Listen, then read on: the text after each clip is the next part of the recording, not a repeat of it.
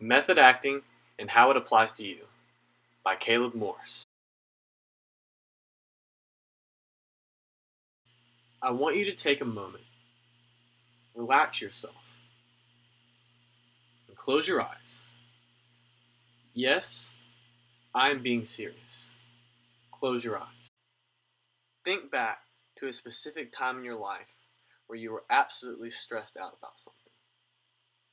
Whether it be studying for a final, failing an English paper, or something entirely different. I want you to visualize yourself in that exact moment. Ask yourself, how did I end up here? What sparked this emotion? Try to observe and think back to the people and or objects that surrounded you. After creating the scene in your mind, now focus purely on that emotion you experienced. Relax and let it flow through you. Now, open your eyes. Do you feel any remnants of that emotion? If you did or did not, you have just experienced a small piece of an effective memory exercise that method actors use in preparing for their performances. This exercise intends for the method actor to live through a distant reality and trigger honest emotional responses. By doing this, a method actor opens the book to all of his emotions. You may have thought that method actors just memorize their lines and fake their emotions to be the character. So then, how are method actors so convincing? What major technique do they use to bring their character to life? Like Leo did in Inception, let's go deeper into method acting. The idea of method acting originated from Konstantin Stanislavski's system. Stanislavski argued that good acting means understanding and creating the entire inner life of a character. As time went by, Lee Strasberg, a well-known actor and teacher, adapted Stanislavski's system into what he called the method. Method acting, by definition from Strasberg, trains actors to use their imagination, senses, and emotions to conceive of characters with unique and original behavior, creating performances grounded in the human truth of the movement. In short, method actors have to fully look inwards to bring the character to life. Let's take a look at Leo again, from an actor's perspective, who starred in The Revenant. DiCaprio plays Hugh Glass, an 1820 fur trapper who gets mauled by a bear, watches his son get murdered, and was abandoned by his companions, then spends months crawling to safety through the wilderness. Using the method acted approach, from his perspective, DiCaprio had to dive deep into his character. He had to create the entire inner life of the character by using his own personal emotions to make a connection. So, what did he have to do to completely immerse himself? He withstood almost getting hypothermia, ate a raw liver, and slept naked in a horse carcass. Crazy, right? But the real question is, how does he and actors like him maintain a sense of emotional control while in the character? What's the technique? Well, from a psychologist's point of view, this technique, the ability to understand and control one's emotions, is called emotional regulation.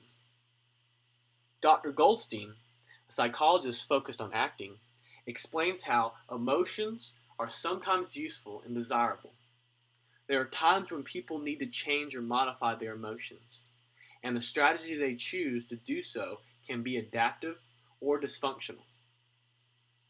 Method actors need to be able to call upon an emotion on cue and to recall what a specific emotion feels like in real life so that they can reproduce it in performance. So, instead of suppressing emotions, actors redirect their emotions and allow them to flow. For example, Dr. Velsko, another psychologist, explains how an actor can use an emotion like stage fright to better a performance.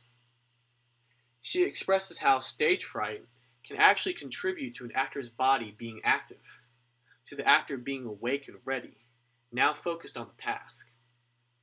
Using this emotional energy, a method actor can take a normal, nerve-wracking emotion and turn it into something positive for the performance.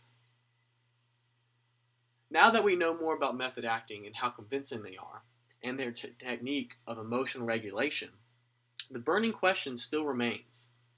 How can method acting influence you and interconnect across multiple disciplines? Well, that's actually quite straightforward. You don't have to eat a raw liver, sleep naked in a dead carcass, or go through any emotional extremes. By using the method acting technique of emotional regulation, one can begin to tweak emotional control to improve themselves and their respective disciplines. As a Georgia Southern scholar, I want you to take a moment and think about your major, whether it be engineering, business, education, or etc. Find a situation, either as a student or as a professor in your field, where emotions can get involved. For me, besides theater, my other major is international business. I can think of a variety of situations where a business deal could go wrong and my emotions can get in the way. Instead of suppressing my negative emotions or lashing out, I could use what Dr. Goldstein calls reappraisal, where we can change the way we view a situation in order to change the emotional impact of the situation. Having the emotions of anger and stress from the bad deal, I could then tell myself that the business deal isn't final yet and redirect those emotions into focus and drive to further settle the deal. Even though this is a great example, trying emotional regulation overnight will not work automatically. But by raising awareness to your own emotions, you can slowly help to overall balance your emotions. Let's take a step back and reevaluate the difficulty behind maintaining emotional regulation. Jonathan Haidt, a social psychologist and the author of the happiness hypothesis, created a metaphor that describes the human control of the mind. I'm the rider on the back of the elephant. I'm holding the reins in my hands, and by pulling one way or the other, I can tell the elephant to turn, to stop, or to go. I can direct things, but only when the elephant doesn't have desires of his own. When the elephant really wants to do something, I'm no match for him. What Heidi's trying to say is that we have an emotional, irrational side, the elephant, and a controlled, rational side, the rider, and that we have to find a balance between the two. For example, if you have a weak core and want to build the muscles, it takes time and effort to fully strengthen them. The same goes for emotional regulation. Just like the metaphor said, our emotional instincts overpower us, even though we think we have total control.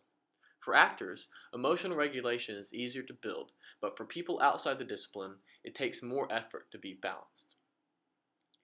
Like Stanislavski said late in his career, an actor should create their own method, make up something that will work for them. Use what he said.